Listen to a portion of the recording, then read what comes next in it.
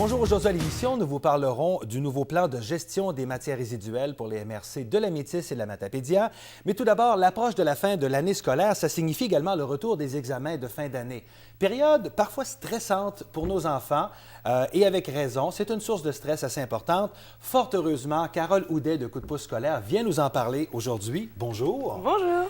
C'est vrai, c'est une période stressante pour les jeunes, mais il y a moyen quand même de passer à travers cette période-là quand même avec un peu moins de stress. C'est possible. Exactement, c'est possible. C'est essentiel même de gérer ses émotions. C'est ça qui va nous permettre de réussir son examen. C'est ça qui est important. Alors pour ça, il faut visualiser sa réussite. L'essentiel, c'est de croire en son potentiel, de croire en ses capacités. C'est ça aussi la persévérance scolaire. Le fait de ne jamais se décourager, de mettre les efforts nécessaires pour y arriver et de se dire qu'on est capable. Donc, je travaille beaucoup en psychopédagogie, en psychologie de l'éducation, et la visualisation de la réussite, c'est essentiel.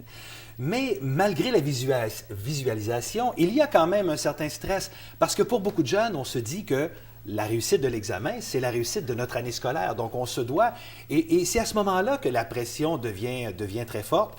Comment on essaie de gérer, parce que là, on doit apprendre, on doit savoir ce qu'il y a à mémoriser, à apprendre pour la fin de l'année.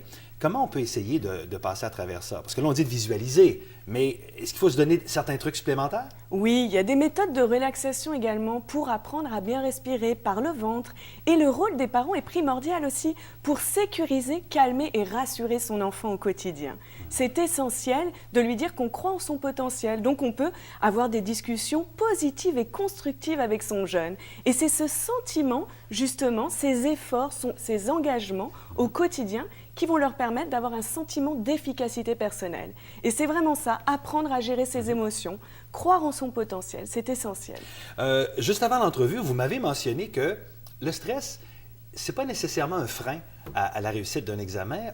On doit avoir un peu de stress. Ça peut, en fait, devenir une source de motivation pour le jeune. Exactement, c'est ça qui va nous permettre de réussir. Mais il faut que le stress soit modéré. Un stress trop intense peut nous amener à perdre justement nos moyens et à ne plus pouvoir réfléchir. Oui, ça peut nous paralyser carrément. Voilà, donc il faut un juste milieu, d'où l'importance de bien dormir la veille de l'examen, même la semaine auparavant, de manger équilibré, justement pour que votre enfant soit bien psychologiquement et physiquement. Garder des activités de loisirs, c'est essentiel, des activités physiques pour ses capacités de mémorisation. Et peut-être aussi pour oublier un peu, parce que si on a trop de focus, principalement là-dessus, on en vient à perdre l'essentiel.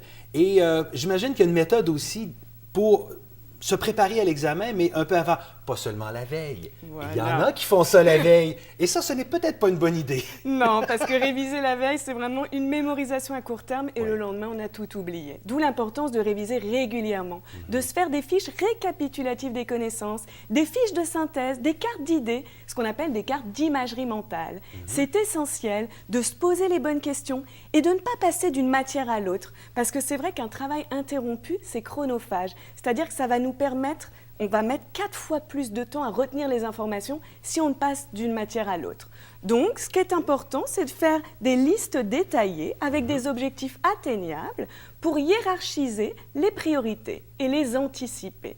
C'est vraiment très important de se poser les bonnes questions. Donc, qu'est-ce qu'on peut avoir à l'examen? Justement, alors, quels sont les mots-clés à retenir?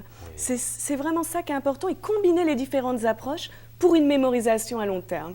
Justement, la mémoire visuelle, lire dans sa tête, la mémoire auditive, lire à voix haute, la mémoire kinesthésique, écrire pour apprendre. Mais on peut également chanter, s'enregistrer, puis s'écouter avant de dormir, parce que la mémoire est très active la nuit.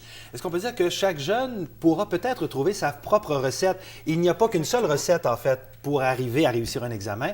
Chaque jeune est différent, donc chaque jeune aura sa façon d'apprendre. Exactement, il y a plein de styles d'apprentissage. Chaque jeune a son propre rythme d'apprentissage, les intelligences sont multiples. Donc chacun va trouver sa propre méthode pour apprendre à apprendre, comprendre et réviser. Et si on veut aller un peu plus dans le détail, vous aurez une série d'ateliers donc méthodologiques pour aider ces jeunes. Ça va commencer le 11 avril et vous toucherez un peu toutes les sphères dont on vient de parler à peu près. Hein? Exactement, on s'adapte aux besoins de chacun. Tous les ateliers sont différenciés en fonction des besoins de chacun. Donc c'est vrai qu'on va voir justement les stratégies, les outils de réussite pour les examens et comment apprendre à gérer son stress. On va se mettre vraiment dans les conditions de l'examen. On a vu le numéro de téléphone, il y a coupdepousescolaire.ca également, qui est le site à consulter. Et mon Dieu, tout ce qu'on peut souhaiter, c'est une belle réussite scolaire à nos jeunes pour cette année, sans trop de stress, hein? Voilà, et le rôle des parents est essentiel. Justement, discutez avec votre jeune et dites-lui que vous croyez à son potentiel. Ça fera toute la différence. Eh bien, Carole, merci beaucoup. Et puis, on souhaite bon succès scolaire à tous ces jeunes. Eh bien, merci à vous. Merci à vous. On va s'arrêter pour quelques messages et tout de suite après, on vous parle de la nouvelle collecte de déchets organiques dans la MRC de la Métis et de la Matapédia. Le bac brun s'en vient. On vous expliquera comment bien le remplir dans quelques minutes.